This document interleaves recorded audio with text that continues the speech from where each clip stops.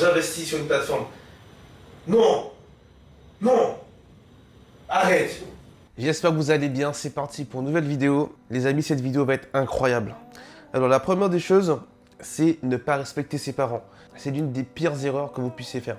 Manquer de respect, insulter, voire même frapper ou lever le ton, prendre de haut. Pour être franc avec vous, votre mère fait partie des personnes qui pourra vous aimer inconditionnellement. C'est-à-dire que peu importe ce que vous allez faire, peu importe qui vous êtes, peu importe votre comportement, votre visage, votre compte en banque, peu importe aussi vos erreurs. Bon, il y a Dieu aussi, ça c'est une chose. Mais votre mère, elle va toujours vous aimer. Elle va jamais vous lâcher et jamais vous abandonner. Vos parents vont toujours vous aimer inconditionnellement. C'est-à-dire qu'il n'y a pas de condition, quoi. Le vrai amour, c'est ça, c'est qu'il n'y a pas de condition. Pourquoi te mettre à dos quelqu'un qui va t'aimer? Pourquoi te mettre à dos quelqu'un qui sera toujours là pour toi? Et ça me fait de la peine parce qu'il y a des parents, les enfants, et moi j'en faisais partie bien évidemment, les enfants, ils vont faire les pires crasses du monde. Ils vont être horribles, odieux, tout ce que vous voulez. Je n'ai pas d'autres termes pour expliquer ce comportement-là. Et malgré tout, ben, ils seront là. Ils vont investir sur vous, ils vont vous payer des choses, ils vont être patients. Mais le jour où tu fais l'erreur de mettre de côté ta mère, ton père, mais qui sera là pour toi vraiment? Ça, c'est l'une des erreurs à ne pas faire, c'est de les respecter. Soyez reconnaissants, soyez gentils, bienveillants avec vos parents. Faites des signes d'affection, des petits câlins. Si par exemple, toi, tu regardes cette vidéo-là et que tu as toujours été odieux avec ta mère, va la voir et dis-lui, maman, je t'aime. Fais-lui un petit câlin, fais-lui un bisou. Tu vas voir qu'elle sera assez surprise. Elle va dire, ouais, mon fils, ouais, c'est quand même assez sympa. J'aurais dit la vie, mais je dirais plutôt Dieu va te récompenser. Donc, deuxième chose, c'est être entouré des mauvaises personnes. Petite histoire pour illustrer tout ça. Quand j'étais assez jeune, aux alentours de 15 ans, 16 ans, j'avais un très mauvais comportement au collège, c'est-à-dire que j'étais irrespectueux, je respectais personne, j'étais très insolent avec mes profs. Franchement, des fois, j'y repense, ça me fait de la peine. Des fois, je faisais des choses à mes profs. La dame, elle me regardait, elle était mélangée entre péter un câble et pleurer. Elle me regardait, mais elle était dépitée, mais elle n'en pouvait plus. En fait, ça me faisait pas de la peine sur le coup, mais en y repensant, ça me fait de la peine. Des fois, tu fais de la peine aux gens et des fois, tu as un remords qui remonte. Si ça te prend, voilà, ça t'enveloppe le remords. Et en gros, c'est parce qu'en fait, j'étais entouré des mauvaises personnes. Je regardais ce qu'ils faisaient et moi, je faisais comme eux. Ce qui fait qu'à l'école, j'avais des troubles du comportement. Bon, j'abuse un peu. C'était impossible pour moi d'avancer et d'avoir de bonnes notes. C'est-à-dire que quand j'arrivais à l'école, c'était faire du bordel, être le pitre. C'est vrai que j'étais peut-être le plus insolent, mais j'étais le plus drôle. Mais à côté de ça, mes notes, elles ont vraiment chuté. C'est-à-dire que j'avais 8 de moyenne. Quand j'ai eu 8 de moyenne, waouh, oui, j'étais choqué. Moi, j'étais toujours l'élève intelligent. Parce qu'il faut savoir qu'en primaire, j'étais le boss. J'étais le plus intelligent, le plus fort, le plus populaire. Tu vois, quand t'as 8 ans, 9 ans, t'es le plus populaire, c'est incroyable. T'es le meilleur de la classe.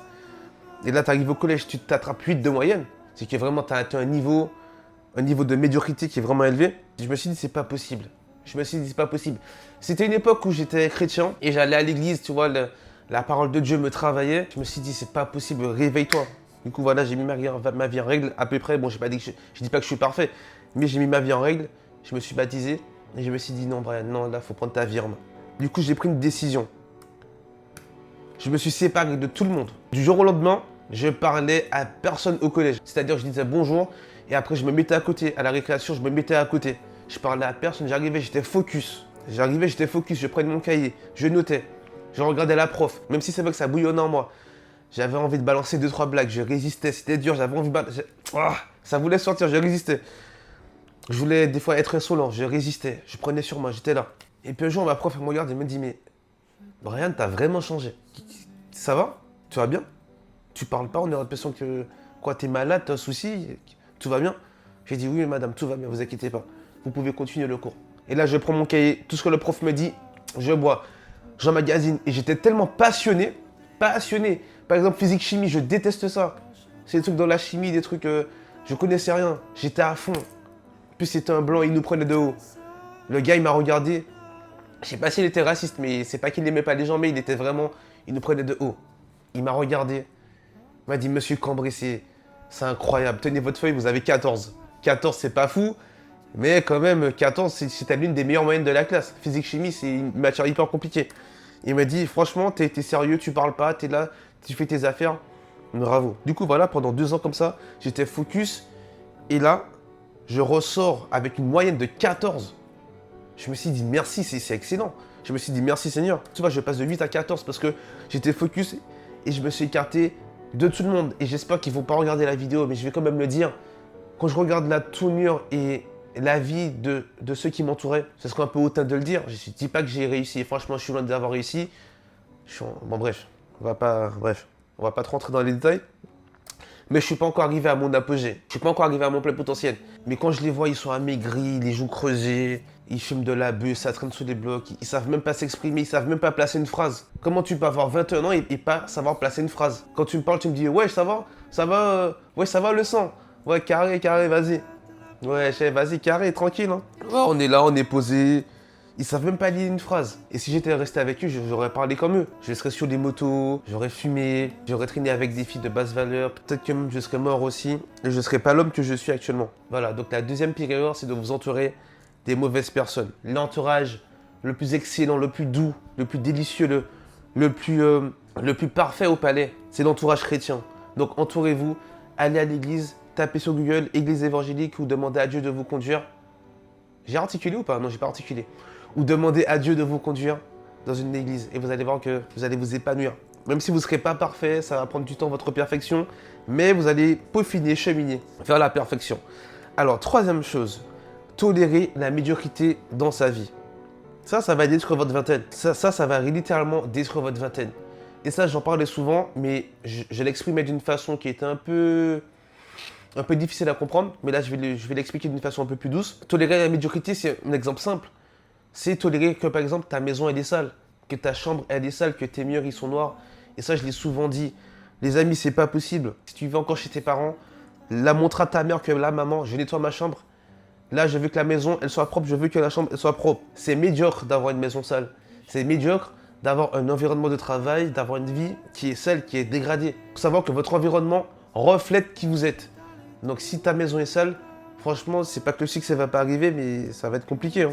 Si tu n'arrives pas à ordonner ta chambre, à ordonner ta vaisselle, à ordonner ta vie, tes toilettes sont sales, ça pue, quand on rentre, ça sent pipi. Quand on arrive dans ta chambre, on bouche le nez. C'est pas possible. Cherchez toujours à évoluer. D'avoir une vie où vous restez toute la journée sur votre téléphone, à jouer, vous n'avancez pas. Je ne dis pas qu'il ne faut pas jouer. C'est important des fois de se faire plaisir, de jouer, de se distraire. Si vous vous contentez de ça, de rester dans votre confort, de rester dans un environnement qui sent l'échec, je sais pas, il y a des vapeurs qui s'émanent, je sais pas. Et même dans le domaine professionnel, qui apporte le travail que vous faites, cherchez à être le meilleur, dépasser tout le monde. Il faut que quand vous arriviez, on dise ce gars-là, elle est trop chaude, cette fille-là, elle est trop chaude, elle est incroyable, je sais pas, elle a un truc de spécial. Elle est différente. Elle parle pas comme nous, elle est soignée, elle fait attention, elle est motivée. Cherchez toujours à être le meilleur. Quatrième chose, abandonner dès le premier échec. Ça va vous détruire. Certaines personnes arrivent à réussir du premier coup, et d'autres, il va falloir peut-être 100 ou 200 échecs avant de réussir. Donc arrêtez d'abandonner dès le premier échec, mais au contraire, foncez. Allez-y, tentez, essayez. Une chanson que j'écoute énormément et que je vous pousse à écouter, c'est une chanson chrétienne. Le titre c'est simple, c'est J'essayerai encore. Faites vos recherches, allez l'écouter. J'essayerai encore, je continuerai. Mes mots sont imparfaits, mais je continuerai. C'est compliqué, mais je continuerai. N'abandonne pas. Si je peux t'encourager, n'abandonne pas. N'abandonne pas, ne lâche pas. Fonce. Si ce que tu fais, c'est aligné avec les valeurs chrétiennes, avec des choses qui plaisent à Dieu, fonce et n'abandonne surtout pas. La plupart des hommes, ils abandonnent alors que s'ils avaient continué encore un peu, ils allaient avoir un peu cette lumière au bout du tunnel, tu vois. Ok, il y a la lumière au bout, mais t'es tellement faible, t'abandonnes. Alors que si t'avais pris encore cette rage en toi, t'aurais pu foncer. Ce petit détail-là, il aurait pu prendre. Encore une fois, j'aimerais partager une histoire. J'ai reçu tellement d'échecs, tellement de refus, de clients qui me disaient non, c'est trop cher. Brian, je peux pas.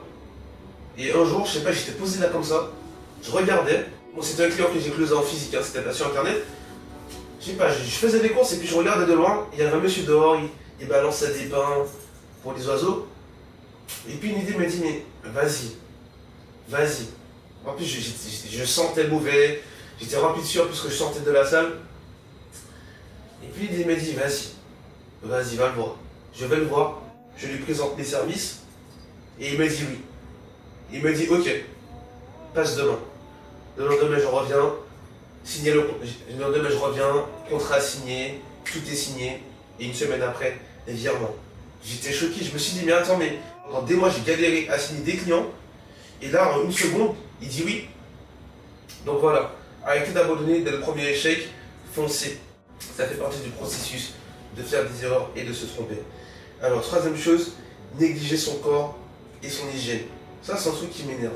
J'ai l'impression que maintenant, pour être viril, il faut sentir mauvais, il faut avoir les dents jaunes, il faut être mal coiffé, il faut avoir une barbe de 15 jours qui n'est pas taillée. Parce que j'avais une vidéo où je faisais un petit gommage, et un gars il disait oui, attends, les hommes de maintenant ils font des gommages. C'est masculin d'avoir des points noirs, d'avoir des boutons, d'avoir des dents jaunes. C'est masculin d'avoir la bouche qui pue. Et quand tu parles, il y a des démons qui sortent de ta bouche. Je dis pas qu'il faut être dans l'extrême, couper ses cheveux toutes les semaines, voilà, abuser, mais un minimum. Prenez soin de vous, c'est important, votre hygiène de vie, votre alimentation, brossez vos dents régulièrement. Donc voilà, on va reprendre sous l'hygiène. Je dis pas qu'il faut toujours être frais, beau gosse, bien habillé, etc. Mais le strict minimum. Donc sentir bon, petit déodorant à 4 euros, ça passe bien. Après, je vais pas être rigoureux avec vous. Si voilà, la fin du mois, t'es en galère, t'as pas d'argent, voilà, c'est compliqué. Bon là, ça va. Mais si tu as quelques moyens financiers, pour t'acheter un petit parfum à 4 euros, un petit déodorant, vas-y. Même pour les crèmes, ça coûte pas cher. Brosse à dents aussi. C'est des choses qui ne coûtent pas très cher, mais qui sont super importantes pour l'hygiène aussi. T'imagines, bon, je vais pas parler de ça. Bon, si toi, tu es mon ami et tu me côtoies et que tu sens mauvais, ça va peut-être te vexer, mais je vais te le dire frontalement. C'est pas méchant, mais tu sens un peu mauvais. Et ça va tellement te choquer, ça va tellement te brusquer que tu vas chercher à t'améliorer. Alors, autre chose, vouloir paraître... Attends. Bref, on va continuer. Vouloir paraître au lieu d'être. Vous voulez paraître riche, vous voulez paraître bien financièrement alors que vous êtes littéralement pauvre. Ceux qui investissent dans des voitures, c'est vrai que je ne l'ai jamais fait, investir dans une grosse voiture, mais j'ai déjà écouté pas mal de témoignages des gens qui disent, voilà, j'ai acheté une grosse voiture comme ça, mais je me suis rendu compte que c'était inutile. Du coup, j'ai revendu. Voilà, du coup, ça servait à quoi d'acheter si c'était pour revendre? Au final, vous avez perdu. Donc, ça sert à rien d'essayer de paraître, d'acheter des vêtements de luxe, des vêtements de marque à 500, 300 euros. Si tu as les moyens, vas-y, mais si tu n'as pas les moyens, ça sert à rien de te mettre en difficulté. Pareil pour les iPhones. Si tu n'as pas les moyens d'acheter un iPhone, pourquoi te mettre en difficulté? Vous touchez le RSA, vous touchez la CAF tous les mois et vous avez des iPhones. Achetez des choses que vous pouvez vous permettre d'acheter sans vous mettre en difficulté. Une chose que j'ai apprise et que je comprends avec les années, c'est que les gens, ils s'en fichent complètement. Si demain tu mets le même vêtement, si tu mets le même t-shirt, même pantalon, même chaussures tous les jours, ça va changer la vie de personne. Tout le monde s'en fiche. Donc voilà, les vêtements, tout ça. Des fois, je regardais, il y a un gars dans mon entourage, je le regardais, mais pourquoi il met que les mêmes vêtements? Je comprends pas. Et avec le temps, vu que je grandis, tu vois, tu deviens beaucoup plus mature avec le temps, je réalise que, en fait, ça sert à rien. Peut-être qu'il met de côté pour investir dans des projets qui sont beaucoup plus intéressants. Et maintenant, je comprends un peu plus. Ne construisez pas une vie pour impressionner les autres. Construisez une vie dont vous allez être fier. Donc, sixième chose, faire des crasses aux gens, être malhonnête, trahir ou voler. Là, ça va détruire votre réputation. Expérience vécue. Bon, ça m'est jamais arrivé niveau client. Voilà, lorsque vous allez lancer votre activité, soyez honnête. Lorsqu'il faut rembourser, remboursez. Lorsqu'il faut payer, payez. Ne volez jamais personne. Parce que votre réputation sera complètement détruite. Vraiment, il n'y a qu'à regarder ce qui se passe avec Guillaume Play. Vous l'avez tous vu, c'est le patron de Légende. Entreprise valorisée à 70 millions. Et regardez dans quoi il se trouve. Histoire de détournement de mineurs, de pédophilie, ça va le détruire. Voilà, je sais pas comment il va s'en sortir, mais pourquoi avoir pris cette décision-là? Et ça, c'est des choix qu'il a fait dans sa vie qui peuvent le détruire sa carrière, détruire son entreprise aussi. Autre chose qui pourra vous détruire, c'est avoir des dettes et vivre au-dessus de ses moyens. N'accumulez jamais de dettes. Jamais.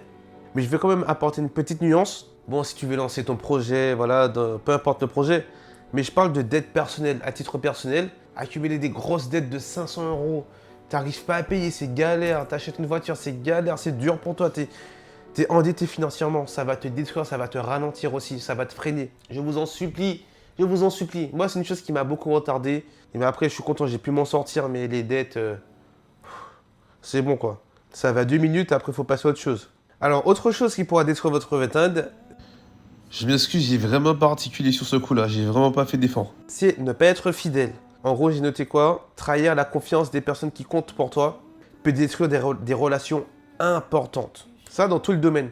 Dans le domaine professionnel, dans vos relations amicales, familiales, matrimoniales.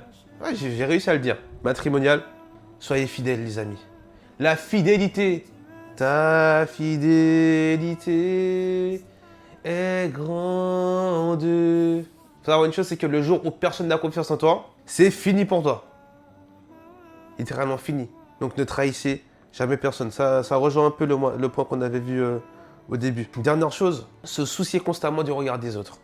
Je peux comprendre que ça peut être compliqué lorsqu'on te regarde, lorsqu'on t'observe, que les regards sont sur toi. Le regard des autres, c'est compliqué quand tu as 12 ans. Mais quand tu as 30 ans et que tu me sors, oui, le regard des autres, c'est compliqué, voilà, j'ai du mal à surmonter tout ça. Je comprends pas. Je comprends pas comment à 30 ans, tu peux encore sortir ce type de phrase-là. Encore une fois, je le répète, les gens s'en fichent de vous. Les gens s'en fichent de vous et vous n'allez avoir aucune reconnaissance. La reconnaissance, elle va venir après. Lorsque vous aurez atteint votre plein potentiel, lorsque vous allez réussir, la reconnaissance, elle viendra. Mais mis à part ça, vous attendez pas qu'on vous applaudisse. Allez, vas-y, continue, fonce. Les gens, ils vont pas comprendre ce que vous faites. Ils vont vous dire, mais ce gars-là, il est bizarre, il est étrange. Je comprends pas ce gars-là. Cette fille-là, pourquoi elle est comme ça? Elle m'énerve, cette fille. Cette fille-là, je peux plus me la voir. Sauf si vraiment tu as une femme qui est là, qui te regarde, qui te soutient dans ses yeux, tu vois. Ça brille, elle te dit, ouais, t'es incroyable. Ton mari, il te regarde, il te dit, ma femme, t'es incroyable. Il te pousse vers le haut. Ça, c'est bien, ça, c'est gratifiant. Mais t'attends pas à ce que tout le monde te regarde avec bienveillance pour que tu réussisses. Les gens, déjà, ils s'en fichent, premièrement. Et deuxièmement, lorsque tu vas réussir, ils vont s'en mordre les doigts. Ils vont s'en mordre les doigts. Normalement, c'est la fin, mais j'ai un petit bonus, allez, c'est un petit cadeau. Arrêtez de vous comparer sur ce que vous voyez sur Instagram. Combien de fois on va devoir vous le répéter que les réseaux sociaux, c'est pas la vraie vie. Quand tu fais une vidéo, tu vas mettre de la musique. La musique sera portée sur un côté très émotionnel. Des belles photos avec la plage, etc. Mais c'est pas la vraie vie. Tu crois que les gens ils vont prendre leur caméra et te montrer quand ils pleurent, quand ils souffrent? Moi, certaines personnes le font. Je trouve ça vraiment bizarre de se filmer et de pleurer. Mais la majeure partie du temps, les gens ils veulent pas montrer ça. Ils veulent montrer la perfection. Et la perfection, c'est quoi? C'est rigoler, l'amour, et donc être amoureux, être en couple, etc. Montrer le bonheur, montrer que tout va bien. Et ça, c'est pas la vraie vie. Et si tu compares ton couple, ta relation, ta vie, ton entreprise à ce que tu vois sur Internet, tu vas toujours culpabiliser. Tu vas dire, ce gars-là, il a trop d'argent, il est trop beau, cette fille-là, elle est trop belle, son couple, il est incroyable, ma vie, elle est nulle. Ça va être dur pour toi de générer une flamme qui va te pousser à réussir. Parce que tu vas te regarder, tu vas te dire, mais je suis minable. Il faut savoir qu'il n'y a rien de culpabilisant, enfin de démotivant, que la culpabilité. Si tu es fort, ça peut te faire avancer. Mais si tu es faible mentalement, ça peut littéralement te détruire. Donc les réseaux sociaux, on oublie. On se concentre sur des choses tangibles, sur des choses concrètes et des choses qui sont littéralement réelles. Donc voilà, c'est la fin de la vidéo. Abonnez-vous. Pour ceux qui veulent gagner plus de 3000 € par mois, ça se passe en description. Si vous rejoignez mon accompagnement et que vous faites tout d'une manière acharnée, assidue, vous allez réussir. Les 3000 € par mois sont atteignables. C'est possible, donc ça se passe en description.